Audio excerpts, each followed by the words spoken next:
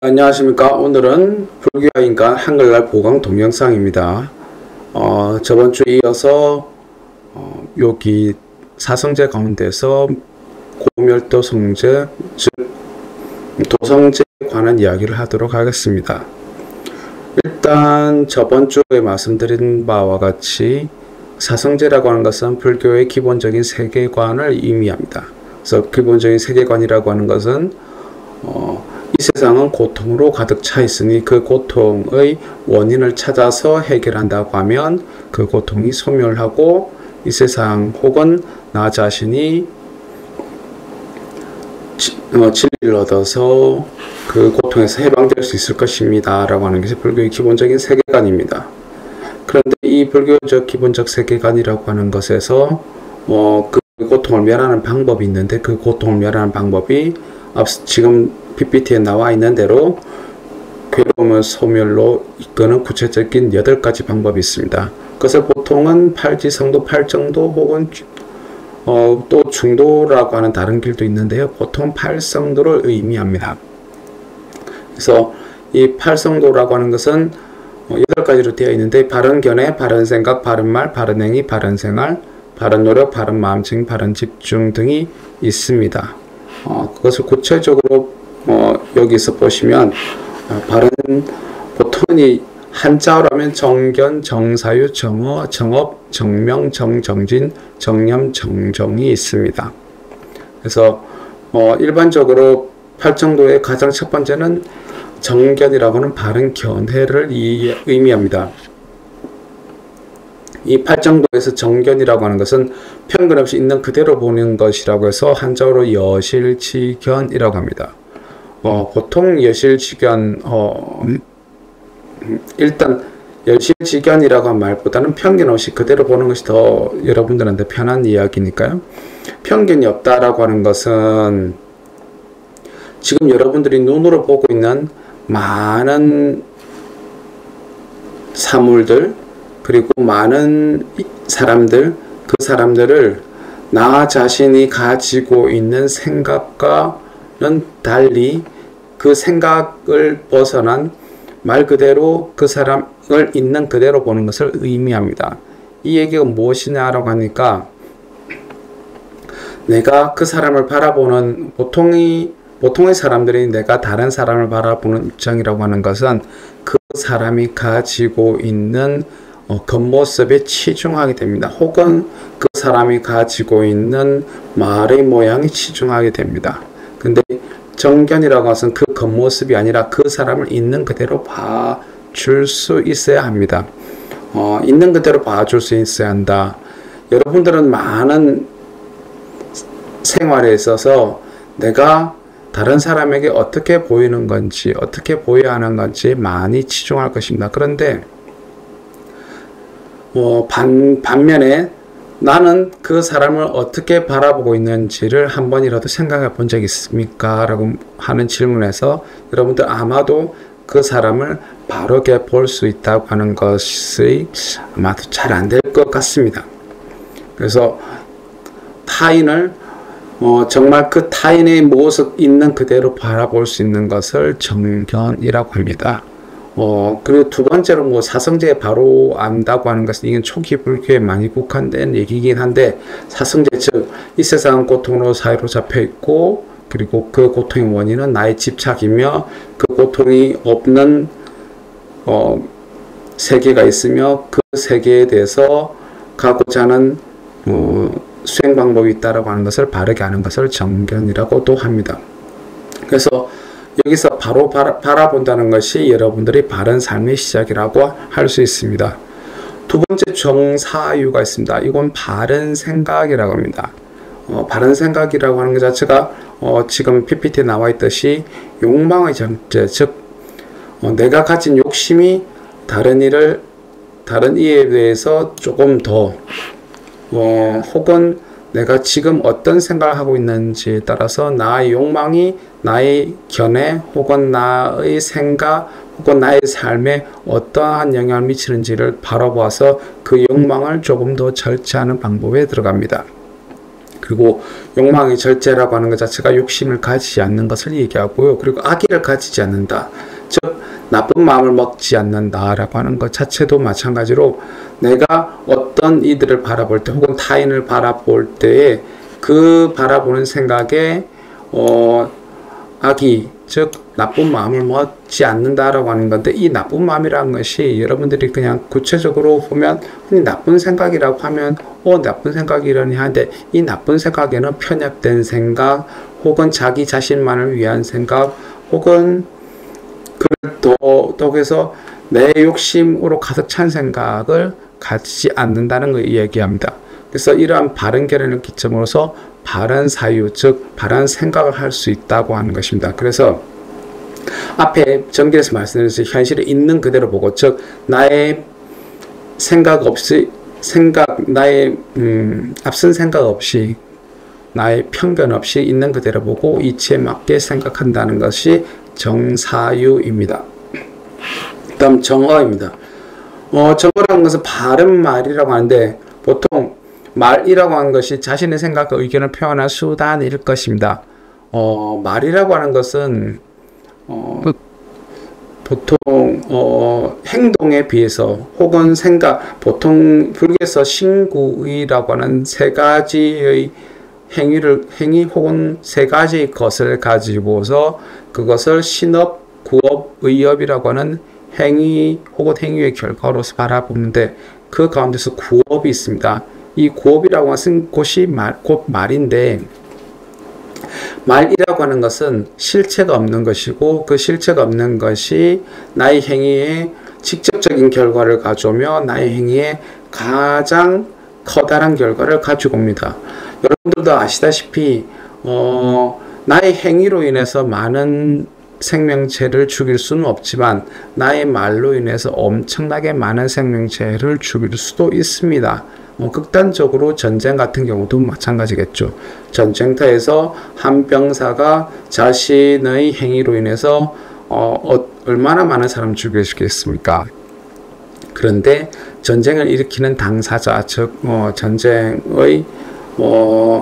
전쟁터에 나간 사람이 아니라 전쟁을 일으키는 그 사람이야말로 흔히 여러분들이 다 아시다시피 보면 전쟁을 유발하거나 해서 어마어마하게 많은 사람을 죽이는 경우를 보실 수 있습니다. 그 유발의 경우가 대부분 말이 그 전쟁을 유발해서 그곳으로서 엄청나게 많은 사람을 죽이는 것을 보실 수 있습니다.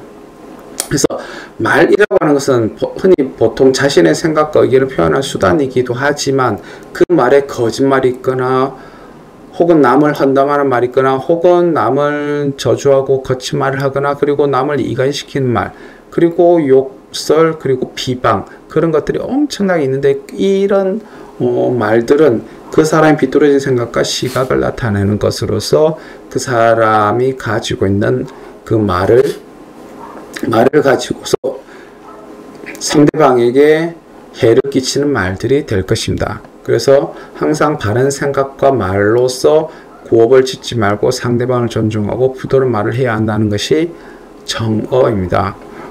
네 번째 바른 행위, 정업이라고 하는 것은 일체의 행위를 바르게 하는 것을 이야기합니다. 즉 아까도 말씀드렸듯이 업이라고 하는 것은 행위를 의미합니다. 근데 이 행위에서 보통 여기서 이 PPT에 나타내는 행위에 있어서 불살생, 불투도, 불사음이라고 해서 요거는 흔히 삼업이라고 하는 것으로서 나타나고 혹은 보통은 신업이라는 것으로 나타납니다. 산업, 아까 삼업, 아까 제가 말씀드렸듯이 신업, 구업, 의업이 있는 반면 불살생, 불투도, 불사음이라고 하는 것은 보통은 이제 신업에 속하는 것으로서 살생을 하지 말며 그리고 도둑질을 하지 말고 그리고 사음을 하지 맙니다 라고 하는 것이 있습니다. 그래서 몸으로 씻는 행위를 바르게 한다는 것에서 바른 행위의 대표가 되겠습니다. 그래서 바른 생각과 말에서 나아가 이치에 맞는 행동을 하는 것을 바른 행위라고 합니다. 다음으로 정명, 바른 생각이 있을 것입니다. 바른 생활이 있을 겁니다. 요 정명이라고 하는 것은 보통 옳은 일에 종사한다라고 하는 건데, 그럼 과연 옳은 일이 무엇입니까? 그러니까 나의 직업이 사회적 지탄을 받지 않는 직업일 경우를 옳은 일이라고 할 것입니다. 흔히 사회적 지탄을 받는 일들이 많을 것입니다. 도둑질이라든지 혹은 남을 사기를 치는 이 행위 혹은 남을 해하는 직업에 종사하는 것을 막는 것을 정명이라고 합니다. 그리고 그 옳은 일, 바른 일에 종사하고 나서도 몸과 마음, 말, 즉 신구의 삼업을 청정히 하면서 바르게 사는 것을 정명이라고 합니다. 그래서 바른 직업관을 가지고 여러분들이 생업에 임하는 것을 의미합니다. 그리고 남을 해치는 생계수단을 갖지 않는 것을 의미합니다. 그래서 남을 해침으로써 나의 이익을 취하는 것이 아니라 나와 남이 모두 다 이익을 취할 수 있는 행위를 하는 것을 바른 생활이라고 합니다. 여섯 번째 정정진, 바른 노력인 거죠. 정정진이라는 것은 흔히 깨달음이 위한 부단한 노력이라는데 흔히 정진이라는 말로 대변이 될 것입니다. 그래서 여러분들의 순수한 노력을 의미할 것입니다. 근데 그 순수한 노력 중에서도 좀 앞에 정이 붙어서 바른 노력이 되는 겁니다. 그래서 옳은 일에는 물러섬이 없고 밀고 나아가는 정열과 용기의 뜻을 가지는 것을 정정진이라고 합니다. 그래서 아직 일어나지 않은 악하고 해로운 것들을 일어나지 못하게 하고 이미 생겨난 악하고 해로운 것들을 제거하기 위해서 노력하고 아직 일어나지 않은 유익한 것들을 일어나게 하고 이미 생겨난 유익한 것들을 더욱 정리시키는 노력을 의미합니다. 이 정정진에는 흔히 보통 불교의 계율이라고 했을 때 그 계율의 시초가 되는 것이 있는데 그 시초가 되는 것과 또 맞닿아 있다고 할 수 있습니다. 요거는 나중에 계율 이야기할 때가 있으면 말씀 더 드리도록 하겠습니다. 그래서 일단 정정진이라고 하는 것은 악하고 나쁜 것을 제거하고 노력하고 바른 것을 더더욱더 계속 유지되도록 할 것이며 그리고 아직 일어나지 않은 것들 악한 것이 일어나지 않게 하기도 하고 그리고 유익한 것이 일어나게 하는 것을 정정진이라고 합니다. 일곱 번째 정념이다. 바른 마음 챙김인데 관찰, 집중하는 대상을 놓치지 않고 분명하게 알아차리고 파악하는 것을 정념이라고 합니다. 그래서 정념이라고 하는 것 자체가 여러분들의 입장에서 흔히 내가 어떤 생각을 가지고 있는지 그 생각을 어떻게 집중하고 있는지를 보는 것을 청념이라고 합니다. 그래서 이건 보통 몸과 말과 뜻을 관찰해서 바른 생각을 세움이라고 되어 있는데 즉 내가 어떤 행위를 하고 있는지를 잘 생각해 보시고 그 행위로 인해서 내가 어떤 결과를 가져올 것인지도 잘 생각해 볼 것이고 내가 어떤 말을 하고 있는지 혹은 어떤 생각을 하고 있는지를 여러분들이 곰곰이 생각해서 그 말과 행동 그리고 그 생각이 어떤 영향을 타인에게 혹은 나 자신에게 미칠 수 있는지 바르게 생각해야 된다는 것을 정념이라고 합니다.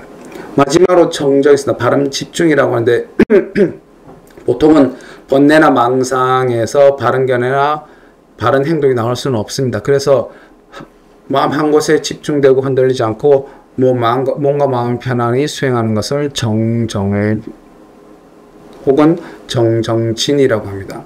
그래서 정정일에서 보통 마음을 한 곳에 집중하는 것을 정정이라고 하는데 이것은 보통 흔히 불교의 지혜를 얻기 위한 기반이라고 할 수 있습니다. 그래서 이 8가지를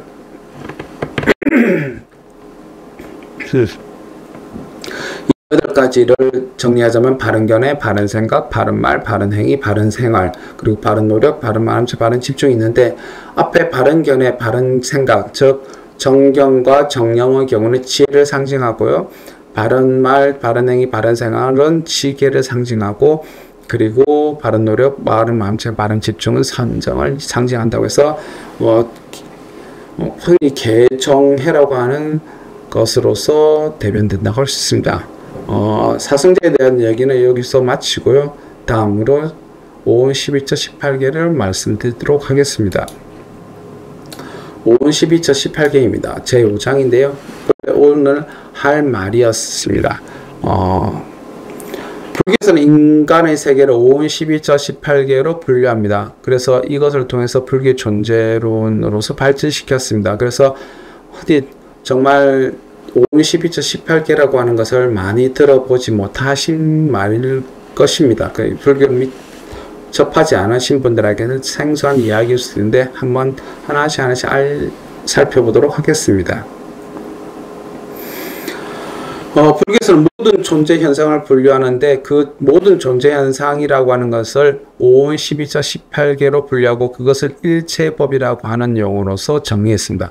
모든 존재 현상 혹은 일체법이라는 것은 내가 이 세상에서 어떠한 존재로 살아가고 어떤 세계를 인식하고 있는 것을 파악한 것이라고 할 수 있습니다. 즉 사람들의 경우에는 지금 내가 가지고 있는 세계 혹은 내가 살고 있는 이 세계라고 하는 것을 온, 즉 나와 나의 밖에 있는 외계의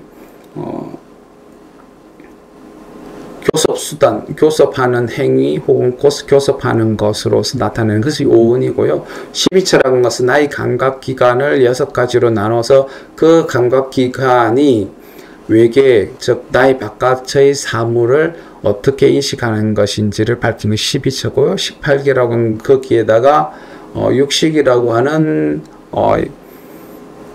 6가지 마음을 붙여서 18개라고 분류한 것입니다. 그래서 첫 번째 오운이라고 하는 것은 일체를 몸과 마음 또는 물질과 정신으로 나눈 5가지 요소의 무더기를 이야기합니다. 즉 일체, 이 세상의 모든 것을 나의 몸과 마음 그리고 혹은 물질과 정신 이것으로 나누어서 나의 몸이 외계를 받아들이는 과정에서 어떻게 받아들이고 어떻게 생각하고 어떻게 그것을 받아들이고 생각하고 사고 같은 말이라고 하는데 한자로 상사 요것도 같은 말입니다. 그리고 식도 마음이기 때문에 나중에 다시 오온에 대해서 더 자세히 설명드릴 겁니다.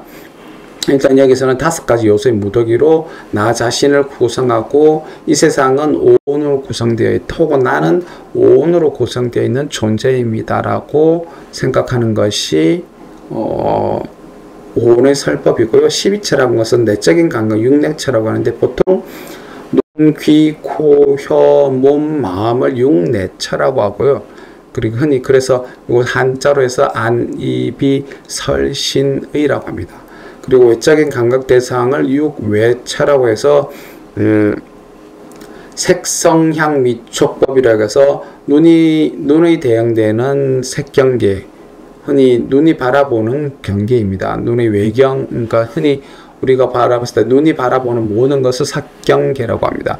그리고 성, 저 소리입니다. 귀로 듣는 소리, 그리고 혀로 맛보는 맛, 코로 들이마시는 향기, 그리고 몸으로 느껴지는 감촉이라든지 온도, 외계 이런 것들이고요. 감촉 그런 것들이고요. 그리고 마음으로 바라보는 법경기라서 이건 마음으로 바라보는 모든 것을 의미합니다. 나중에 더 자세히 설명을 드리겠습니다. 그리고 18개는 그 눈, 귀, 코, 혀, 몸, 마음을 다시 그 눈의 마음, 귀의 마음, 코의 마음, 혀의 마음, 몸의 마음, 그리고 마음의 마음으로서 육식을 덧붙여서 18개를 내세워서 이야기합니다. 보통 부처님께서 일체법을 설한 이유를 불교에서는 유신론적 종교에서 주장하는 존재하는 모든 것의 본체나 실체를 인정하지 않음으로부터 시작을 합니다. 왜 이 얘기를 하냐면 좀 말이 좀 복잡하긴 한데 유신론적 종교에서는 존재하는 모든 것의 본체나 실체가 있다라고 이야기합니다. 즉 본체라고 하는 것은 흔히 유신론, 즉 신이 만들어내는 본체, 혹 신이 만드는 실체, 혹은 신이라고 하는 본체, 신이라고 하는 실체가 있어서 그것이 이 세상을 구성하고 있다라고 생각하는데 불교는 이와는 달리 어떤 존재하는 모든 것의 본체는 실체가 있는 것이 아니라 우리들의 감각이나 지각에서 인식되는 현상 세계만을 인정하는 게 불교입니다. 즉 내가 지금 바라보고 그리고 인식하는 이 현상 세계만이 존재한다는 것이 불교의 생각인 것입니다. 그래서 시간과 공간을 넘어서 존재하는 영원한 불변한 본체나 실체는 우리의 현상 세계와는 무관하다고 보는 것이 불교입니다. 즉 시간이라는 것이 우리가 지금 살고 있는 그 시간, 그리고 우리가 살고 있는 이 공간만이 존재하는 것이, 그것을 넘어서 우리의 상상 속에서 존재하는 영원불멸, 즉 영원히 죽지 아니하고 멸하지 않는다고 하는 그런 본체나 실체는 우리는 인정하지 않는다라고 하는 것이 불교적 생각입니다. 그래서 그 불교적 사고방식 위에서 지금 현상에서 인식되는, 즉 지각에서 인식되는 현상세계만이 일체법이라고 한 이유입니다. 그래서 첫 번째, 오온의 설명. 오온은 어떤 것에서 시작됐습니까? 그러니까 흔히 보통 여러분들도 나는 누구인가 라고 하는 질문을 할 때가 있습니다. 과연 나는 누구인가? 부모님이 낳아주신 나인가? 아니면 지금 생활하고 있는 것이 나인가? 혹은 또 다른 나의 존재가 따로 있는 것인가? 이건 아마 여러분들께서 사춘기 때 엄청나게 많이 하셨던 고민일 것이기도 합니다. 근데 부처님의 대답으로는 나라고 하는 존재는 오온으로 구성되어서 오온이 가짜로 세운 것을 나라고 합니다. 즉 오온의 결합 혹은 오온의 구성 요소로서 흔히 오온, 몸과 마음을 구성하는 5가지 무덕이라고 하는 그 구성 요소로서 존재하는 것이 나라고 해서, 그러나 여기서 나라고 했을 때 여러분들이 사고 속 혹은 여러분들 생각에서 실체적인 나가 아니라 지금 나라고 인식하는 무언가를 오온의 가립, 즉 가짜로 오온이라고 하는 것이 가짜로 세워서 나를 만들어낸 것을 나라고 인간들은 인식하고 있다는 것을 나라고 합니다. 이게 참 말이 좀 복잡하긴 한데요. 즉 오온이라고 하는 것이 나를 만들었습니다. 그리고 만들어진 나를 지금의 실체적인 나라고 착각한다라고 하는 것이 부처님의 대답입니다. 그러면 부처님께서 실제 진실된 나라고 하는 것은 무엇입니까? 라고 했을 때 진실된 나라고 하는 것은 말 그대로 그 오온이 뭉쳐져서 만들어낸 그 무더기가 나라고 나라고 착각하고 있거나 나를 세웠습니다를 지각하는 것이 실체적인 나라고 합니다. 즉 나는 달리 있는 것이 아니라 오온이라고 하는 것이 나를 만들었고, 그런데 그 오온이 바뀔 때 나는 어떠한 것이 오온으로 인해서 만들어지는 것을 객관적으로 바라볼 수 있다면 진정한 내가 그 오온으로 구성된 나를 바라볼 수 있다라고까지도 이야기합니다. 그래서 흔히 오온에서, 오온이라고 하는 것은 적집, 적합, 무더기, 쌓임, 모임, 등으로 번역이 되기도 하고 설명이 되기도 하는데, 온이라고 하는 것은 정말 쌓였다는 얘기입니다. 무엇이 쌓였습니까? 하니까 색, 수, 상, 행시계라고 하는 5가지 요소로 쌓여 있습니다 라고 했는데, 색, 흔히 루파, 그 다음 수, 받아들임, 상, 여기는 사고인데, 여기서 사고라고 하는 것은 어떤 것을 형성하는 사고입니다. 그리고 행, 요거는 행위하는 여기도 또한 사고, 생각인데, 이건 행위의 사고이고, 흔히 쌈싸까라라고 해서 나중에 요 원어를 보시다 보면 요건 업과도 맞닿아 있는 것이 행위입니다. 그리고 식비즈냐냐라고 하는데, 요것은 흔히 마음이라고 하는데, 이 마음의 경우는 분별하는 마음의 경향성을 많이 띱니다. 그래서 첫 번째 색군, 그래서 루빠라고 하는데, 보통 형질이라는 물질성을 의미하는데, 색온이라고 하는 것이 무엇입니까? 그러니까 4가지 원소로부터 생겨난 물질과 현상들이라고 하는데, 보통 그러니까 과거 불교인들의 세계 혹은 과거 인도인들의 세계관에서 4가지 원소, 가장 기초가 되는 4가지 원소가 땅, 물, 불, 바람을 의미했습니다. 근데 이것을 4대라고 얘기하거든요. 근데 이 4가지 원소가 뭐냐라고 하니까 흔히 땅, 물, 불, 바람 이라고 하는 구체적인 것이 아니라 견고하다고 하는 것의 대표가 땅이 되고요.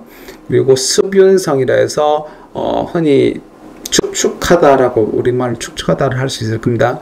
그것의 대표가 되는 물, 그리고 온난성, 즉 따뜻함이라고 하는 것이 대표가 되는 불, 그리고 운동성, 즉 유동적이다, 움직인다라고 하는 대표가 되는 바람이라서 쥐수화풍의 4대 원소가 있는 것을 내원소입니다. 그리고 그 4대 원소가 결합해서 보통 이 4원소가 결합해서 나타나는 물질 현상들을 색온이라고 규정지었습니다. 그래서 색이라고 했을 때 색은 무엇이냐, 무엇으로 구분될 수 있습니까? 라고 하니까 색깔과 형태를 가진 것으로서 이야기합니다. 즉 색깔이라고 하는 것은 여러분들이 잘 아시다시피 빨간색, 파란색, 초록색, 노란색 이와 같은 색깔을 의미하는 것이고, 형태라는 것은 여러분들 잘 아실 것입니다. 뭐 둥글고 모나고 삼각형이고 이런 형태를 이야기합니다. 그래서 이 색깔과 형태가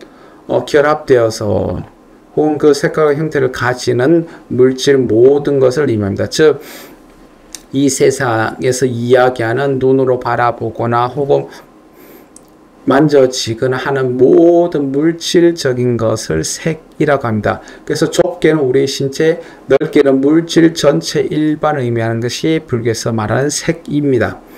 사원소는 제가 그 얘기해 드렸고요. 그런데 이 물질이라고 하는 것은 불교의 기본적인 입장은 뭐냐면 변형되는 성질을 가지고 있다라고 합니다. 그리고 그 변형되는 성질과 더불어서 일정한 공간을 차지하기 때문에 물질이라고 합니다. 보통 불교 교학에서 물질, 이 색을 정의할 때 다른 색의 생기를 창의하는 것을 색이라고 하였습니다. 말이 조금 어려운 말인데요. 색이 일정한 공간을 차지하고 있는 색이 있으면 그 일정한 공간 안에는 다른 색이 올 수 없기 때문에 색이라고 명명을 지은 것입니다. 그런데 이 색은 보통은 변형된다고 합니다. 그리고 앞서 말씀드렸던 색깔을 조금 더 설명을 드려야 되는데, 색깔이라고 하는 것은 여러분들이 아마 지금도 뭐 다른 이들한테 색깔을 어떻게 설명할 수 있을지를 한번 고민을 해본다고 하면, 색이라고 하는 것을 한 번도 보지 못한 이들에게 색깔을 어떻게 설명할 수 있습니까? 라고 했을 때 빨간색을 말로서 설명할 수 있습니까? 라고 하면 흔히 그 빨간색이라고 여러분들이 규정 짓는 빨간색을 보지 못한 사람에게 그 색을 설명할 수는 없을 것입니다.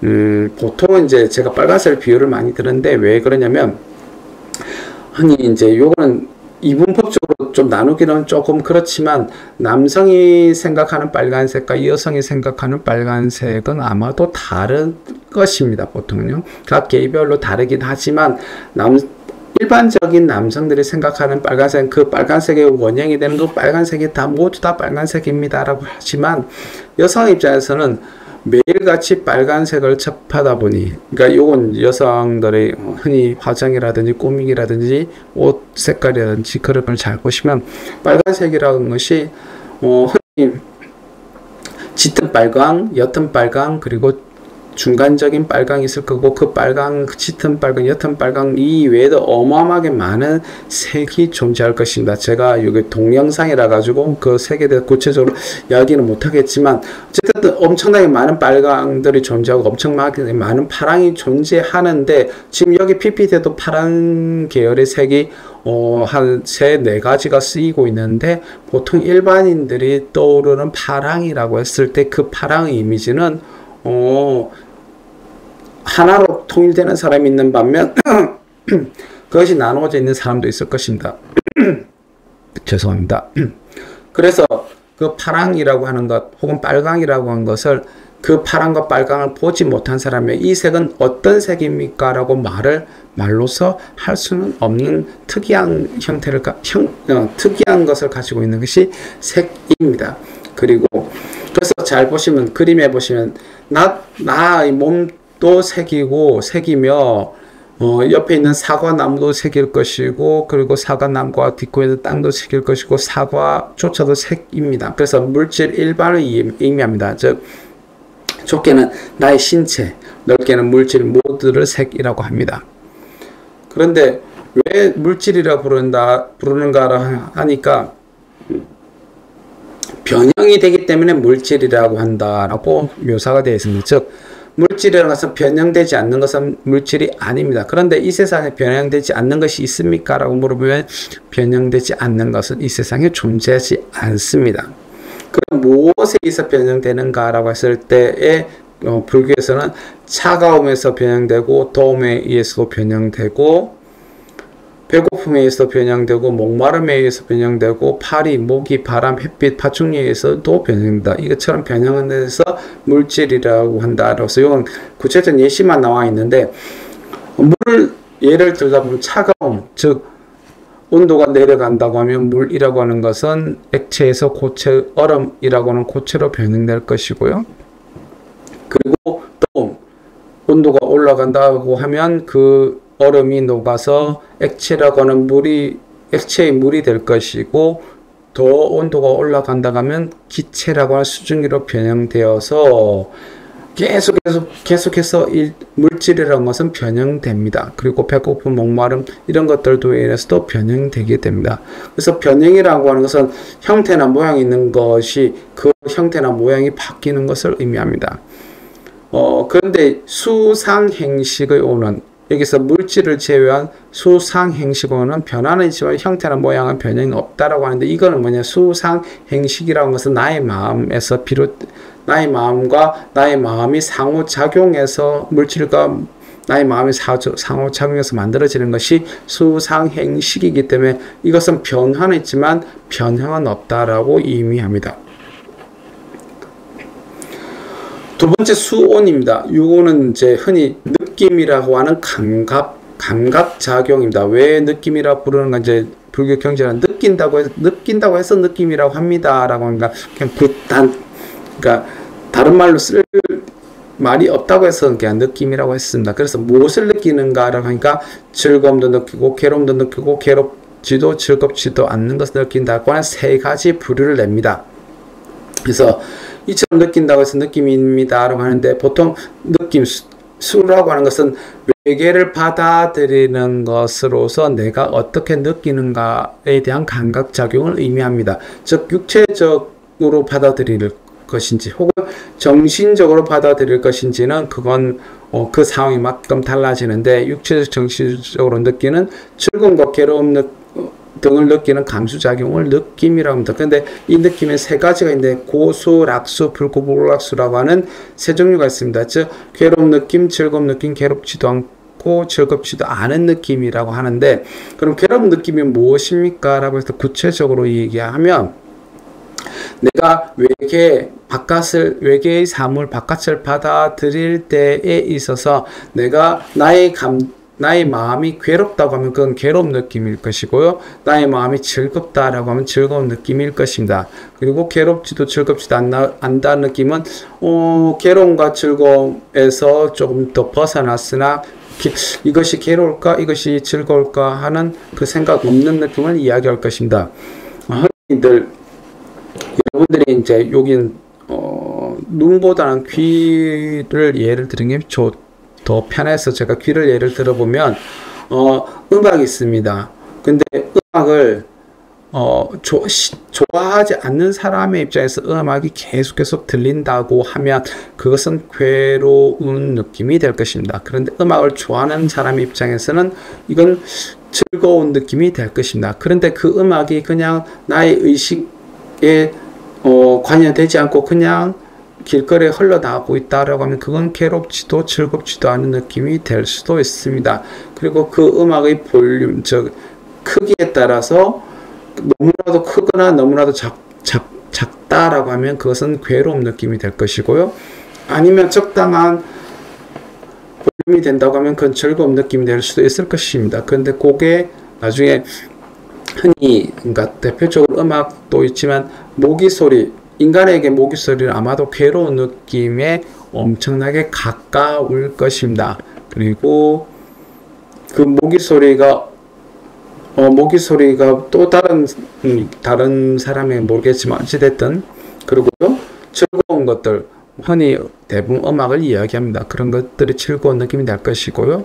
그리고 괴롭지도 즐겁지 않은 소리들은 뭐가 있습니까? 라고 하니까 그냥 일상적인 소리 등이 있을 거예요. 일상적으로 여러분들이 항상 들리는 소리들은 보통은 괴로운 느낌과 즐거운 느낌 주는 것이 아니라 괴롭지도 즐겁지 않은 느낌을 주는 것이 대다수를 차지합니다.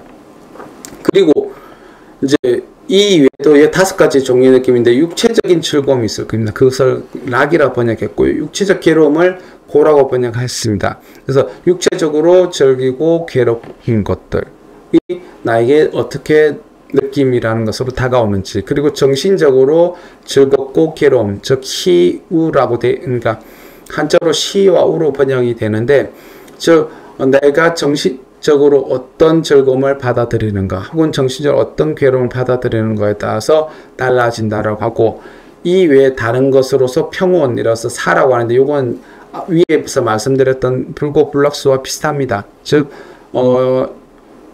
즐거운 괴로움, 육체적 정신 즐거운 괴로움에서 벗어나서 평온한 상태를 사라고 합니다. 그것이 수인데, 자, 수라고 하는 것은 즉 똑같은 그림에서요, 이 사람이 사과를 저것은 사과입니다 라고 받아들이는 것을 수라고 합니다. 사과나무입니다 혹은 사과입니다 받아들이는 과정 그 자체만을 수라고 합니다. 즉 그러니까 눈으로 사과나무를 본다든지 이런 것들을 수라고 합니다. 그래서 이 사과나무를 바라봤을 때 괴로운지 즐거운지, 즉 괴롭지도 즐겁지도 않은지, 보통 우리가 느끼기에는 저기 길거리에 사과나무가 있네 라고 했을 때 그거는 괴롭지도 즐겁지도 않은 느낌일 것입니다. 근데 그것을 내가 딸 수 있다라고 하면 아마도 그러니까 사과가 맺힌 사과나무에서 사과를 딸 수 있다라고 하면 그것은 즐거운 느낌을 받아들일 것이고요. 아니면 그 사과를 딸 수 없다고 욕심은 있는데 딸 수 없다라고 하면 괴로운 느낌으로 들어올 것입니다. 이게 수이고요. 그 다음 세 번째 상입니다. 이건 삼각등의 표상작용인데 왜 상이라고 부를까? 지각이라고 혹은 왜 생각이라고 부를까라고 하니까 이것도 그냥 간단하게 지각한다고 해서 지각이라고 합니다 라고 되어 있습니다. 즉 무엇을 지각할 것입니까? 라고 하니까 푸른 것도 노란 것도 빨간 것도 흰 것도 또한 지각한다고 해서 지각이랍니다. 그래서 상을 구체적으로 이해하면 대상을 이미지에서 개념화하려는 작용을 의미합니다. 어떤 것을 의미합니까? 앞서 보여드린 여기, 그리고 대상은 외계의 사물만이 아니라 기억의 내용도 포함한다고 되어 있는데 여기에서 한번 봅시다. 그림에서 구체적으로 말씀을 드리겠습니다. 이 사람이 사과나무를 봤습니다. 그럼 왜 사과나무라고 인식합니까? 라고 하니까 그것은 과거의 기억에서 저것은 사과나무야 라고 하는 것으로서 기억이 되었기 때문에 사과나무임을 떠올립니다. 그것을 대상화 이미지화한 겁니다. 그래서 그리고 이게 사과나무인지 아니면 배나무인지 아니면 다른 과일의 나무인지는 과거의 경험으로 인해서 그것이 저건 사과입니다, 저건 배입니다, 아니면 저건 귤입니다, 저건 감입니다 라고 했을 때에 여러분들은 그 대상을 이미지화했습니다. 그런데 여러분들이 이미지한 사과는 과연 제가 여기서 보여드린 조금 더 빨간 사과, 머릿속에 들어온 빨간 사과와 실제적으로 여러분들 눈에 보이는 사과는 과연 같은 사과입니까? 라고 했을 때 아마도 결론적으로 이야기하면 그것은 다른 사과라고 보통 이야기합니다. 왜 그러냐라고 하니까 사과라고 하는 것을 말로서 여러분들에게 사과를 떠올려 보세요 라고 했을 때 여러분들의 머릿속에서 떠오른 사과와 실제적으로 여러분의 보고 만지고 맛보고 하는 사과는 다를 것입니다. 근데 여러분들이 흔히 보고 느끼는 사과는 대체적으로 여러분들의 마음속에서 만들어낸 사과입니다. 그래서 그 마음속에서 만들어낸 사과를 상이라고 이름을 붙였습니다. 사과, 애플. 제가 왜 이 두 가지 용어를 썼느냐라고 하니까 흔히 한국인들이 말하는 사과와 미국인들이 말하는 사과는 다릅니다. 요즘 사과가 좀 많이, 한국에서 사과 얘기할 때 참 많이 비싸다는 얘기를 많이 합니다. 근데 한국의 사과는 왜 그리 비싸고 외국의 사과는 왜 그렇게 비싸지 않을까라고 생각했을 때 한국에서 사과라고 하는 것은 조금 외국인들이 바라봤을 때 사과는 좀 다릅니다. 즉 한국인들이 맛보고 기억했던 사과의 경우에는 그 사과의 과육의 맛이라든지 사과의 과육의 텍스처, 질감은 외국인들이 생각했을 때 그 사과는 전혀 다릅니다. 그리고 크기도 다를 것이고 맛도 조금씩 다릅니다. 사과와 덧붙여 더 다른 것은 이제 배를 예를 들면 외국의 배와 한국의 배는 전혀 다릅니다. 그래서 외국 사람들이 한국 배를 보았을 때 이것은 어떤 과일인지 많이 궁금해합니다. 요즘 들어서 좀 많이 알게 되었지만 그래도 외국 사람들이 생각했을 때 배와 한국인들이 생각했을 때 배는 전혀 다른 작물입니다. 사과도 마찬가지고요. 이와 더불어서 많은 경우가 애플이라고 했을 때 애플을 떠올려 보십시오 그랬을 때 여러분들이 그 애플을 떠올릴 때 그 애플이 여러분들이 먹는 사과일 수도 있지만 어떤 이들한테는 그 전자제품을 의미할 수도 있습니다. 그래서 일단 사과라고 떠올려 보세요 라고 했을 때 사람에 따라서 혹은 그 사람이 처한 행위 혹은 그 상황에 따라서 사과가 다른 의미가 될 수 있습니다. 그것이 상입니다. 근데 이 상은 그 사람이 과거 경험에 의해서 만들어집니다. 보통은요. 그 과거 경험이라고 하는 것 자체가 내가 어떤 문화권에서 살고 어떤 교육을 받아왔으며 어떤 사고를 하고 있는지에 따라서 전혀 달라집니다. 그리고 그래서 제가 영어로 상을 무엇이라고 얘기할까? 그냥 영어로 한다면 이미지화라고 하는 용어로서 제가 설명을 드릴 수밖에 없을 것 같습니다. 그래서 여러분들의 마음속, 여러분들의 머릿속에 어떤 이미지가 떠오르는 것입니다가 상이 될 것입니다. 즉, 우리가 사고 혹은 외계 사물을 파악할 때 여러분들 잘 보시면 외계 물질이 있는 것을 그것을 받아들이는 수가 있을 것이고 그 받아들이고 난 뒤에 이미지화, 대상화하려는 작용, 즉 형성화하려는 작용이 있는 것이 상입니다. 그 이후에 뭐가 나타나냐면 행운이 등장합니다. 행운, 즉 욕구, 의지 등의 심리작용으로서 잠재적 형성력을 의미합니다. 왜 형성이라 부릅니까? 그러면 형성된 것도 계속해서 형성한다고 해서 형성들이라고 합니다. 그럼 왜 그렇습니까? 그러니까 왜 형성이 됩니까? 그러니까 물질이게끔 형성된 것을 계속해서 형성하고 느낌이게끔 형성된 것을 계속해서 형성하고 지각이게끔 형성된 것을 계속해서 형성하고 형성들이 형성이게끔 형성된 것을 계속 형성하고 이식이게끔 형성된 것을 계속해서 형성한다고 해서 형성이라고 부릅니다. 요 형성이 좀 그렇긴 한데요. 제가 여기 번역하신 분들 형성이라고 번역해서 그런데 보통은 제가 배우기로는 행이라고 하는 용어로서 형성 혹은 형성의 힘으로 의미해서 의지작용을 포함한다고 배웠습니다. 즉 수상식, 앞서 말씀드렸던 수와 느낌과 상, 이미지와 대상화해서 그것을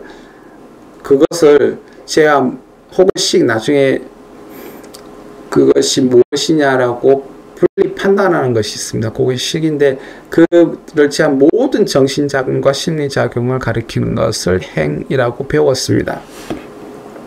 그래서 이 심리작용에는 기억도 들어갈 것이고요. 상상, 추리, 감각, 접촉, 의도, 주의, 집중, 의욕 등이 모두 다 포함됩니다. 그래서 여러분들이 하는 마음속에서 일어나는 거의 모든 의지작용은 행에 속합니다. 그리고 이 행에는 무엇이 들어있냐면 의지작용이나 혹은 욕구라고 했으니까 그 욕구, 욕망, 의지가 들어가기 때문에 힘을 가집니다. 그래서 잠재적인 형성력이 됩니다. 그래서 구체적으로 이제 얘기해 보시면 여기서 이제 이 그림에서 보시면 저 사과는 어떤 사과입니까? 라고 했을 때 여러분들이 머릿속에서 떠오를 때 저 사과의 맛은 어떨 것이고 저 사과의 형태는 어떨 것이고 내가 저 사과를 수확해서 그것을 먹고자 하면 그것은 어떻게 될 것인지가 모두 포괄하는 것이 행위입니다. 그래서 저 사과의 가치를 판단하거나 저 사과를 어떻게 이용할 것인지를 판단하고 행위를 하는 것이 행위됩니다. 그래서 그래서 보통 행위에는 앞서 보여드렸듯이 모든 여러분들의 마음속에 일어나는 거의 대부분의 의식작용, 판단작용이 행위에 속합니다. 그래서 저 사과의 가치를 판단할 것이고 사과를 기르는 농부 입장에서는 가치를 판단할 것이고요. 그 사과를 어떻게 기를 것이고 어떻게 상품을 출하할 것인지 판단할 것입니다. 그런데 사과의 구매자 입장에서는 저 사과를 어떻게 기르고 어떻게 출하하고 어떻게 저 사과로서 이게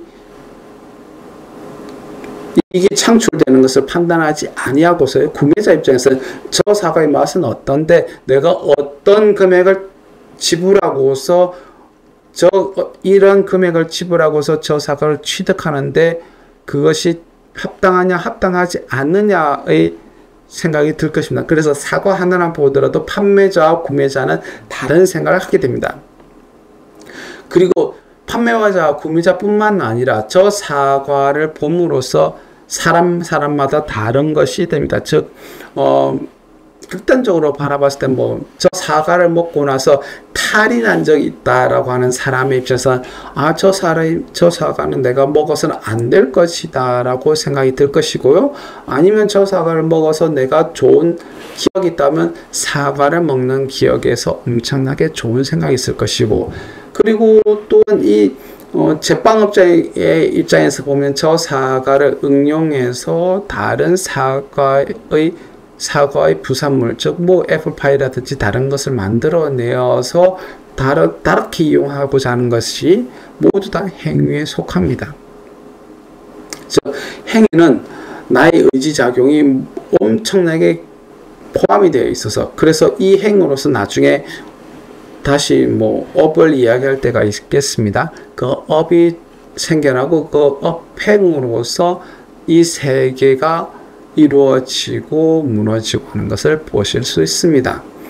마지막으로 식군입니다. 이건 의식이라고 하기도 하고 혹은 대상을 분별하는 인식작용이라고 합니다. 그래서 의식이라고 하는 게 식별한다고 해서 의식이다로 해서 맛을, 아까 제가 사과 비유를 들어서 그 사과가 신 것을 식별하고 쓴 것을 식별하고 매운 것 식별하고 단 것 식별하고 떫은 것 식별하고 떫지 않은 것 식별하고 짠 것도 식별하고 신 것도 식별한다. 요건 여기 맛에 관한 것을만 이야기합니다. 그 맛뿐만 앞서 말씀드렸던 눈, 귀, 코 그리고 몸 등도 식별합니다. 그래서 그것을 식별하는 대상을 분별한다고 하는 작용으로서 식곤이라고 합니다. 그래서 그것을 식별한 데서 의식이라고 하는데, 그래서 식이라고 했을 때 우리 감각기관을 통해, 즉 제가 앞서 말씀드렸듯이 안, 이비, 설, 신, 의라고 하는 6가지 감각기관을 통해서 사물을 인식하고 판단하면서 대상을 구별하고 인식하는 작용을 이야기합니다. 앞서 행운과 무엇이다는 행운에는 그것의 가치 판단의 작용이 들어가고 그것에 어떤 것을 부여할 것인지 들어가는 반면, 여기는 가치 판단보다는 그것을 1차원적으로 식별 판단하는 작용을 의미하는 것이 식입니다. 그래서 무언가를 의식한다는 것은 나타내기 위해서 사용한다는 것이 이 식인데, 이 의식의 행위는 주관적 경험에 통일성을 부여하고 실체적인 나라는 개념을 행사합니다. 즉, 이 식의, 즉 안이비 설신의라고 하는 이 식의 실체적인 나라는 것이 붙어가서 나는 과연 무엇입니까? 라고 하는 것을 형성하는 것이 식입니다. 한번 봅시다요. 그래서 식에는 의식에는 조건이 있으면 생기고 조건이 없으면 사라진다. 의식의 조건에 따라 생기면 그 조건을 가지고 본다. 눈과 형색을 조건해서 의식이 생긴다. 의식이 생기면 그 의식을 안식이라 부른다 라고 되어 있는데 이게 무엇이냐 그러니까 나의 눈이 형색, 형태와 색깔을 봅니다. 그러면 그 형태와 색깔을 보고서 내가 무엇이라고 판단하면 여기 PPT에 보시면 저것은 초록색이고 노란색이 있는데 초록색과 노란색이 있습니다. 색을 판별한 거죠. 그 초록색 사각형 노란색 도형이 있는데 초록색 사각형과 노란색 도형 안에 글자들이 있습니다. 그것으로서 이 글자를 어떻게 판단합니다 라고 하는 의식이 생깁니다. 그리고 그 의식은 안식이라고 부릅니다. 그리고 다음 문단에 보시면 비구들이여 무엇을 의식이라고 하는가 해서 의식한다. 그것에서 이 의식이란 말이 사용된다. 어떻게 의식하는가? 모습을 의식하고 소리를 의식하고 냄새를 의식하고 맛을 의식하고 촉감을 의식하고 법을 의식한다. 이와 같이 의식하면 그것에서 의식이란 말이 사용된다라고 이야기합니다. 즉 모습, 눈으로 본 모습, 귀로 듣는 소리, 코로 맡는 냄새, 입으로 보는 맛, 그리고 몸으로 느끼는 촉감, 그리고 나의 의지, 나의 마음으로 보는 법을 의식하는 것을 모두 의식이란 말로서 통용이 됩니다. 그래서 어떻게 되냐면 자 보시면 이 의식은 과거에 지금 사과를 왜 제가 요 모양을 다르게 했을까 그런가? 저 사과의 모양은 과연 저 사과의 맛은 어떨 것입니까? 라고 생각했을 때 여러분들 기억 속에서 저 사과의 맛은 사과의 맛은 지금 내 눈앞에 있는 사과의 맛이 아니라 나의 기억 속에 있는 사과의 맛일 겁니다. 그 사과의 맛이 나의 기억 속에 내재되어 있는데 바깥 외계인 사과를 보고서 지금 저기 사과는 익었다 덜 익었다 과거에 내가 사과를 먹었는데 기분이 좋았다 기분이 나빴다 그것은 모두 다 의식하고 형성하는 작용에서 나타나는 겁니다. 그래서 그 기억 속에서 저 사과가 나타날 것이고 그 기억 속에 사과가 쉬었다면 난 신사과를 좋아할까 좋아하지 않을까 아니면 신 것을 싫어하는 사람이 있어서 나는 달디 다른 사과를 좋아할 것입니다. 혹은 저 사과의 형태와 색깔과 형태를 보고서 저것은 초록색 사과 요즘 많죠. 사과 종류도 초록색과 그리고 황금색 사과, 전통적인 붉은색 사과, 혹은 조금 있다 사과가 나올 때에는 분명히 조금 알록달록한 사과 등도 많이 나올 겁니다. 알록달록하다는 말 좀 자체가 그렇긴 하지만 보통 지금 시장에서 출하되고 있는 사과와 한 달 정도 있다가 출하되는 사과는 품종도 다르고 맛도 다를 것입니다. 그러면 그 품종과 맛에서 내가 어떤 기억을 가지고 있는지에 따라서 이 사과를 취할지 취하지 않을지의 생각이 들 것입니다. 그것이 식이라고 합니다. 그래서 종합하자면 운이라고 하는 것은 정신적 요소와 물질적 요소로 구분할 수 있습니다. 곧 물질적인 요소인 색, 육체입니다. 보통 육체이고 혹은 바깥, 외곽, 경계인 사물 이해입니다. 이 그림에서 나라고 하는 육체가 있을 것이고 여기 보석과 보석함이라고 있는 물체도 있을 겁니다. 이게 색이고요. 물질적 그 이외의 정신적 요소로는 뭐냐면 저 보석을 보고서 본다고 하는 것은 나의 감각기관을 통해서 보는 것이다. 보통은 눈으로 통해서 보겠죠. 보고서 아름답다고 느끼고 보석을 아름답다고 느끼는 그것을 수라고 합니다. 그리고 저 보석이 붉은 루비임을 알게 되고 그것을 상이라고 합니다. 과거 기억에 붉은색 보석은 루비일 겁니다. 그래서 여러분들의 마음속에 루비를 머리에 떠올려 보시면 혹은 다이아몬드를 떠올려 보시면 혹은 사파이어를 떠올려 보시면 그 보석과 내가 떠올린 보석이 같으면 그 보석이 붉은 루비임을 알게 되고 그것에 대해서 갖고 싶다는 마음이 생깁니다. 그것을 행이라고 하기도 하고 사라고 하기도 합니다. 사라고 하는 글자에 대해서는 제가 나중에 업과 연관돼서 자세히 설명드릴 때가 있을 것입니다. 그래서 갖고 싶다는 마음이 생깁니다. 근데 이 세 가지 행위는 마음작용이라고 합니다. 즉 여기는 마음은 아니고 마음의 작용으로서 아름답다고 느끼고 루비임을 자각하게 되고 갖고 싶다는 마음이 생깁니다. 그런데 마음에서는 나에게 이 보석을 살 만한 충분한 돈이 있는지 없는지 판단하게 되는 것이 마음입니다. 이게 식이거든요. 그래서 정신적 요소로서는 마음작용과 마음의 두 가지로 구별하고 그 마음작용과 마음에서 비롯된 것이 나를 구성하고 있는 것, 즉 색과 물질적인 색과 정신적인 수, 상, 행, 식이 합쳐져서 오온이라고 하는 구체적인 나를 형상화하게 된다고 합니다. 그래서 나는 어떤 존재입니까? 육체와 더불어서 마음작용과 마음을 모두 함께 가지고 행위하고 있는 주체를 나라고 합니다. 그래서 이 오온이 나를 만들어서, 즉 이 보석을 보고서 보석에 관심이 있어 하는 사람의 경우는 저 보석이 참으로 갖고 싶다라고 하는 마음이 생길 것인 반면 보석에 관심 없는 사람의 입장에서는 그냥 지나가는 돌멩이일 뿐입니다. 저는 저 돈을 주고서 왜 저런 보석을 사지? 라고 하는 생각도 먹을 수 있습니다. 그래서 이 모든 것이 나를 구성하고 나를 형성화합니다. 그것을 오온이라고 했습니다. 그래서 오온이라고 하면 오온은 서로 결합되어 있으면 분리될 수 없습니다. 그리고 차례로 하나씩 발생하는 것이 아니라 서로 역동적으로 작용하는 것이 오온입니다. 그래서 자아를 이루고 있는 오온은 어떤 조건과 인연에 따라서 모여서 하나의 개체를 이루어 가지고 나라고 하는 생각, 너라고 하는 생각으로서 이름으로 불리고 있을 뿐입니다.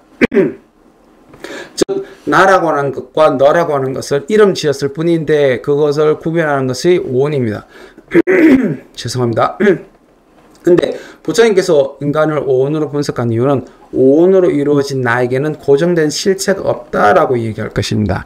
그리고 끊임없이 변화하는 존재임을 밝히기 위한 것입니다. 그래서 나와 나의 것이라는 집착에서 벗어나야 된다는 것이 불교의 목표인데 이게 뭐 어떤 말이냐라고 하니까 앞서 보여드린 바와 같이 여기서 이 그림에서 나라고 하는 것을 구체적으로 내가 어떤 사람입니까? 혹은 내가 구체적으로 어떤 것입니까? 어떤 인간인지 규정 지을 때 이 5가지 요소가 결합돼서 나를 만들 뿐이지 나의 실체라고 하는 것이 수, 상, 사, 식, 색 이런 것이 나의 실체가 될 수 없음입니다.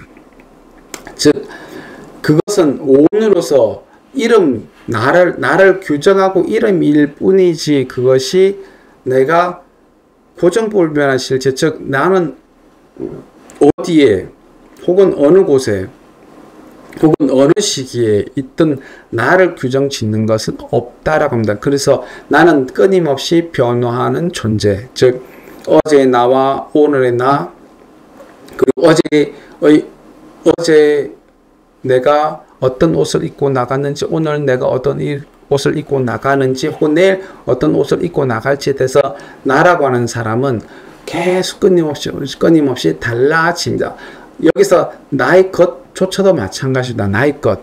과연 어떤 것이 나의 것입니까? 라고 했을 때 지금 나의 수중에 있는 것이 나의 것인데 이 물건이 나의 수중에서 벗어난다고 하면 그것은 나의 것이 되지 않을 것입니다. 그래서 그런 집착에서 벗어나는 것이 오온에서 나라고 규정 짓는 것입니다. 그래서 나라고 하는 것은 이름 불려지고 있을 뿐인 나입니다. 그래서 실체적으로인 나는 과연 그럼 어디에 있습니까? 라고 했을 때 실체적인 나는 이름 불려져 있는 나를 명확하게 파악하고 있는 것을 실체적인 나라고 합니다. 그런데 그 실체적인 나조차도 변하지 않는 것이 아니라 항상 변화하고 있기 때문에 나라고 규정 지을 수 있는 것은 없다라고 하는 것이 불교의 기본적인 사고방식입니다. 그래서 나를 무엇이라 이야기할 수 있을까? 다른 타인에게 나는 누구입니다 라고 이야기할 수 있습니까? 라고 하니까 그건 그 상대방의 상황에 맞게끔 달라질 것입니다.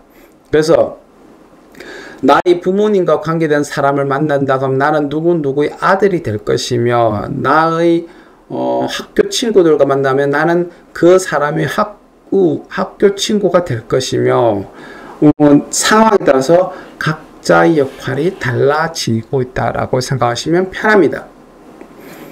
두 번째로 12처입니다. 여기도 마찬가지입니다. 부처님께서 말씀하셨습니다 라고 해서 일체를 물어볼 때 일체란 12처이니 안과 색, 이와 성, 비와 향, 설과 미, 신과 촉, 의와 법, 이것이 일체이다. 즉 눈으로 보는 것, 보이는 것, 그리고 귀와 귀로 들려지는 소리, 그리고 코에 대응되는 향, 혀와 그에 대한 맛, 그리고 몸과 그에 대응하는 접촉, 그리고 마음과 그에 대응하는 법 등을 이야기한 것을 일체라고 합니다. 그래서 부처님께서는 이것만이 일체이지 다른 것을 일체라고 이야기하지 아니한다라고 합니다. 그래서 부처님께서 일체를 이 12가지로 구별한 이유는 모든 것은 실체가 없음을 밝히기 위함이었습니다. 그래서 우리의 감각기관은 끊임없이 감각 대상을 만나고 있으며 때로는 탐욕과 집착이 일어나고 때로는 성냄과 싫은 마음이 일어나고 있는 것을 보실 수 있습니다. 그래서 탐욕과 성냄 등으로 우리의 괴로움을 이끕니다. 그리고 감각기관을 보고 제함으로써 행복으로 나아갑니다. 즉 탐욕, 성냄은 괴로움을 이끌 것이고요. 다른 것은 행복으로 행복을 이끄는 것은 다음에 설명 다시 드리겠습니다.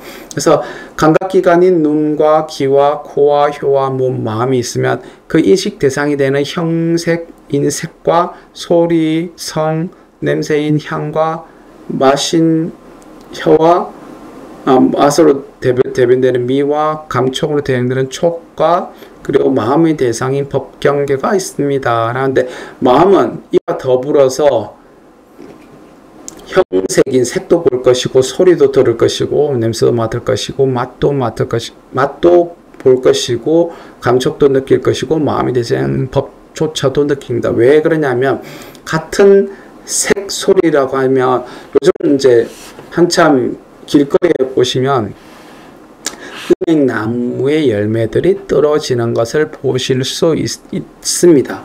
그러면 과거의 은행나무와 지금의 은행나무는 달라지지 않았을 것입니다.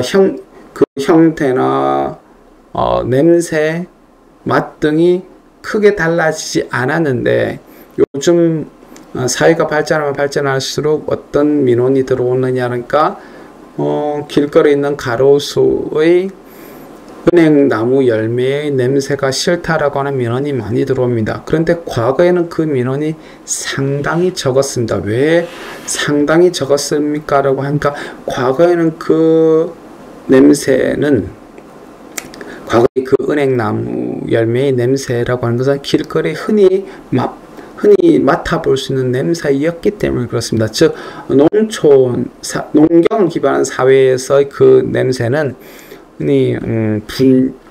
거름이라고 하죠. 그냥 거름이라 퉁칩시다. 거름의 냄새와 비슷했기 때문에 그 냄새가 그다지 역하지는 않았을 것입니다. 그런데 현대사회에 들어와서 그 냄새가 지금 여러분들이 맛보는 냄새와는 좀 달라졌기 때문에 그 냄새를 불쾌하게 여길 것입니다.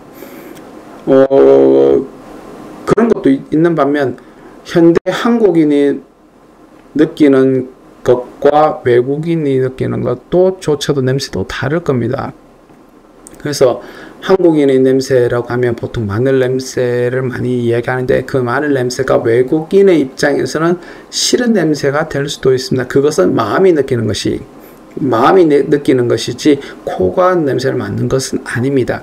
코는 마늘 냄새를 맡을 뿐이지 마음이 마음이 그것이 싫다, 싫지 않다, 혹은 싫은 것도 아니고 싫지 않은 것도 아니다라고 하는 것으로서 느낍니다. 그래서 마음이 형색, 즉 색도 만들고 소리도 만들고 향도 만들고 맛도 만들고 감촉도 만들 것입니다. 그러나 그렇다고 해서 눈, 귀, 코, 혀, 몸이라고 하는 5근이 보통 앞에 것을 근이라고 하고 뒤에서 경이라고 하는데 이 5근이 형색을 파악을 해야지만 마음이 2차적으로 파악할 수 있습니다. 그래서 1차적으로는 감각기관이 파악하고 2차적으로 마음이 또한 감각하는 것입니다. 그래서 12차라는 것은 외계, 즉 바깥 대상을 우리가 어떻게 인식하고 있는가를 바라보는 것이 12차입니다. 그것이 모든 일체라고 합니다. 즉 제가 PPT에서 보여드리지는 못하겠지만 어떤 것을 이제 일체라고 했습니까? 즉 불교에서 바라봤을 때 나의 감각기관을 대변한다고 하는 눈, 귀, 코, 혀, 몸, 마음이 그 대상이 되는 형색, 소리, 냄새, 맛, 감촉, 마음의 대상 등을 바라보는 것으로서 이 모든 세계가 이루어진다라고 이야기하고 있습니다. 즉 나의 세계는 나의 눈이 바라보고 귀로 소리 듣고 냄새, 맛, 감촉, 마음의 대상으로서 그 인식하는 대상만이 세계인 거지 내가 인식하지 못하는 세계는 과연 존재합니까? 라고 했을 때 나의 세계관에서 내가 인식하지 못하는 세계는 존재하지 않습니다. 그러면 다시 질문할 때가 있을 것입니다. 그러면 내 상상 속에서의 대상이 있으면 그것은 나의 세계관인가? 나의 마음 속에서 상상 속에 있는 것이 만들어진다 그럼 내 마음의 대상으로서 존재하는 것이로서 그것은 나가 존재한 내 세계에 존재하는 것이 됩니다. 그러나 여기 저 멀리 떨어진 미국의 누구 아무개는 나의 마음의 대상이 아니 될 때는 나의 세계에서는 그것은 존재하지 않는 것이 됩니다. 그것이 불교적 기본적인 세계관입니다. 세 번째로 18개가 있습니다. 보통 흔히 눈의 형색을 조건해서 눈의 의식이 일어난다. 즉 앞서 말씀드린 바듯이 그러면 여기 보여드렸던 눈, 귀, 코, 혀, 몸, 마음에서 그럼 여기서도 눈의 마음이 있을 것이고 귀의 마음, 코의 마음, 혀의 마음, 몸의 마음, 마음의 마음이 있을 것입니다. 라고 하는 것이 18개의 가장 대표적인 것입니다. 왜 그랬을까라고 하니까 구체적인 눈, 그리고 눈이 바라본 대상이 형색, 색을 조건해서 무엇이 일어나면 눈이 가지고 있는 마음이 일어납니다. 그것이 의식이라고 했습니다. 그래서 저 바깥 경계를 보고서 바깥을 보고서 아름답다, 흔히 아니면 아름답다 혹은 추하다 혹은 내가 좋아하는 것이다 좋아하지 않는 것이라고 하는 눈의 마음이 생겨날 것이고 귀와 소리를 조건해서 저것은 시끄러운 소리다 즐거운 소리다 음악 소리다 아니면 저건 소음이다 그런 것은 귀의 의식이 생겨날 것이고 혀와 맛을 조건해서 좋은 냄새이다 나쁜 냄새이다 좋지도 나쁘지도 않은 냄새이다 라고 하는 것 등이 일어납니다. 또한 마찬가지로 의식과 마음을 대상으로 해서도 의식이 일어나면서 즉 내 마음과 마음의 대상을 조건으로 해서 내 마음의 좋아하는 것 좋아하지 않는 것으로서 나누어진다는 것이 의식입니다. 그래서 18개라고 하는 것은 6가지 감각기관인 6내처와 6감각 대상이 되는 6외처 즉 6내처라고 하는 것은 말 그대로 내 몸 안에 있는 눈, 귀, 코, 혀, 몸, 마음 등일 것입니다. 근데 그 6가지가 대상되는 6외처, 바깥경계인 색성향 미촉법인 6외처에 그것에다가 6가지 의식인 6가지의 마음을 합친 것을 이야기하는 것이 18개입니다. 18개가 된 이유는 나중에 이제 불교의 세계관도 이야기하겠지만 불교의 세계관에서 6개, 세계, 무색계가 있는데 흔히 지금 왜 이 6가지의 육식을 덧붙였냐라고 하니까 나중에 이제 욕계, 색계, 무색계라는 세계관에서 욕계는 뭐 지금 여러분들 지금 우리가 살고 있는 세계를 욕계라고 합니다. 즉 욕심이 가득, 욕심과 물질, 마음과 더불어서 욕심이 있는 세계가 욕계가 되는데, 색계에 들어서만 그 욕계에서 들었던 욕심이라고 하는 마음이 빠지면서 물질과 마음만이 존재하는 세계가 되고요. 무색계로 이르게 되면 물질마저 사라진 마음만이 존재하는 세계가 될 때에는 이 물질이 사라진 마음만이 존재하는 세계관일 때에는 구체적인 눈, 안근과 구체적인 세계의 형태가 존재하는 것이 아니라 눈의 의식만이 존재하기 때문에 그렇습니다. 그래서 어쩔 수 없이 눈의 의식, 귀의 의식, 코의 의식, 혀의 의식, 몸의 의식, 그리고 의식 등을 이야기해서 이 6가지 의식을 이야기했었습니다. 그래서 보통 12차로 했을 때 육내처인 육근과 육경이 있고, 그래서 거기에다가 18개를 했을 때 육식이라는 6가지가 합쳐져서 18개가 됩니다. 그것을 이제 어려운 용어로 삼사합이라고 이야기하기도 합니다. 그래서 육내처가 육외처를 인식하고서 그것을 육식에 넘겨주고서, 그래서 육식인 시각, 청각, 후각, 미각, 감촉, 분별인 마음이 일어나는 것을 우리가 살고 있는 세계라고 규정 지었습니다. 그래서 여기 그림에 좀 보시다 보면 조금 복잡한 그림이겠는데 5온과 12처와 18개를 연결한 그림입니다.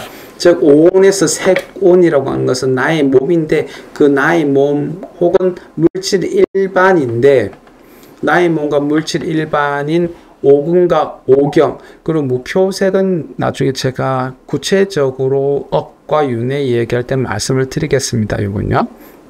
그래서 색원에서 나의 몸과 몸에 대응되는 물질들인 안, 이, 비, 설, 신, 그리고 안, 색성형, 미촉을 합쳐서 색곤이라고 이름 붙여졌고요. 수상행, 아까 마음작용이랬죠. 마음작용은 나의 마음이 아니라서 마음작용으로 따로 법처에 소속되고, 파란색을 따라가 보시면 법처에 소속되고 법계에 소속되는 것을 보실 수 있습니다. 그래서 내 마음이라고 구체적으로 할 수 있는 식온은 의처에 소속되고, 의계와 안식계로부터 안식계, 이식계, 비식계, 설식계, 신식계, 의식계로 나눌 수 있는 6가지의 마음이 존재합니다가 시공의 설명에 들어갑니다. 즉, 그러니까 잘 보시면, 그럼 여기서 과연 나는 누구입니까? 라고 해서 나는 무엇입니다 라고 구체적으로 나는 이것입니다 라고 규정 지을 만한 것이 없다고 보시면 됩니다. 즉 이와 같은 요소들이 합쳐져서 나를 형성화하고 있는 것이지, 내가 여기서 구체적인 나를 이야기해서 나는 여기서의 구체적인 항목은 아닙니다를 이야기하고 있는 것이 불교입니다. 즉 오늘 제가 수업에서 말씀드릴 수 있는 것은 무엇이냐, 나를 규정 짓는 것은 이와 같은 것들의 혹은 나와 다시 얘기해 봅시다. 나와 세계를 구성하는 모든 것은 이와 같은 각각의 요소들이 화합하거나 결합해서 만들어진 결과물인 것이지, 구체적으로 특정한 내가 있는 것이 아니라 특정한 물질이 있는 것은 아닙니다. 왜? 시간이 지나고 장소가 변화하게 되면 그 물질 혹은 나의 모습도 계속해서 변화해 나갈 것입니다. 그 변화해 나간 것이 당시의 그 변화함이 나의 실체인 것이지 어떤 실체가 있어서 변화하는 것은 아닙니다. 그러니까 즉 반대가 되겠죠. 변화하는 존재가 나인 거지 변화의 주체가 존재하는 것은 아니다라고 하는 것이 불교의 말입니다. 즉 나는 그럼 누구입니까? 라고 규정 지을 때 나는 지금의 나입니다 라고 규정 지을 수밖에 없습니다. 지금이나 나의 위치, 나의 모습, 나의 생김새, 내가 어떤 행위를 하고 있는지에 대한 나의 마음이 지금의 마음이 나인 거지, 과거 하루 전의 모습, 행위, 마음이 지금의 나는 아닙니다 라고 교정 짓고 그렇게 설명하는 것이 불교입니다. 즉 구체적인 나가 어떤 존재가 있어서 그 존재가 계속해서 행위를 하는 것이 아니라 행위하는 그것이 바로 나라고 하는 것으로 규정 짓는다고 하는 것이 오음 12처 18개의 설입니다. 즉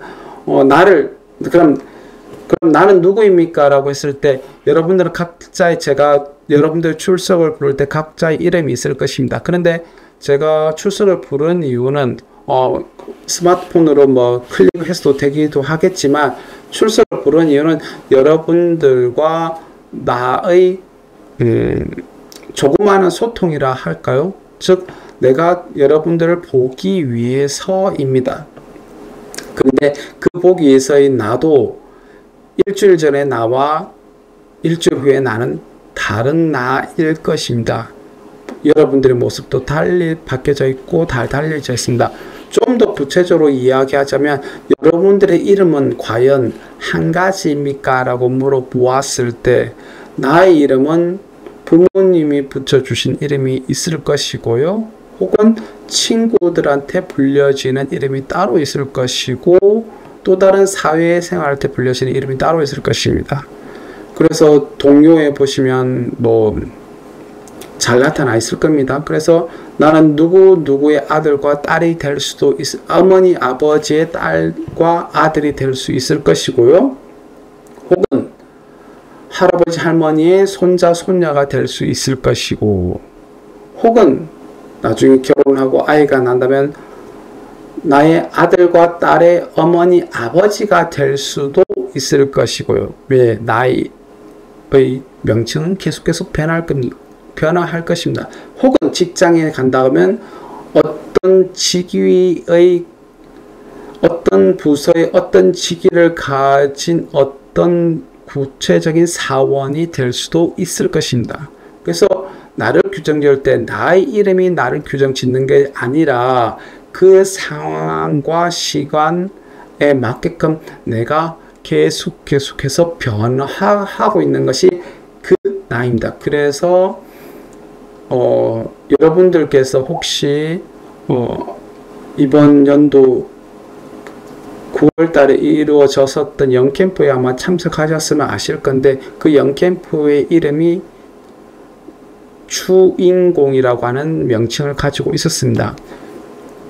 이 드라마에서 주인공, 그것도 불교에서 대부분 주인공이란 용어 자체가 불교의 용어인데 왜 주인공이란 말을 썼습니까? 라고 하니까, 주인공이라고 하는 말은 나의 이름을 구체적으로 명확히 할 수 없으니까 내 삶의 지금 현상에서 지금 나의 주체가 되는 주인공이라는 대명사로서 나를 지칭했던 겁니다. 즉 나는 하나하나의 상황, 다른 각각의 상황에 따라서 나의 이름도 바뀔 것이고 나의 위치도 바뀔 것이고 나의 모든 것이 바뀔 것입니다. 그래서 나를 규정 지을 수 있는 것은 주인공이라는 말밖에 없다라고 하는 선적인 용어로서 주인공을 썼습니다. 즉 여기서도 바라봤듯이 이 표에서 나를 구체적으로 나는 어떤 것이다라고 규정 짓는 것이 아니라 이 모든 것이 화합해서 만들어진 구체적 상황에서 구체적 시각 속에서 내가 존재할 뿐이지 어떤 실체, 고정화된 실체가 있어서 나를 내가 그것이 변화하고 있는 것이 아닙니다. 즉 나는 만들어지고서 내가 형성했던 존재인 것이, 그것이 내가 주체가 되어서 하는 것은 아니다라고 하는 것이 불교적 나라고 하는 것에서 비롯되는 것입니다. 오늘은 제가 PPT를 이렇게 녹화로서 여러분들을 맞이해야 한다고 하면 조금 제가 흔히 비유를 들기도 조금 애매모호하고요. 구체적인 비유를 들기 좀 그렇습니다. 그래서 조금 더 재미없는 수업이 되었습니다. 이해해 주시고요. 오늘 수업 마치도록 하겠습니다. 수고하셨습니다.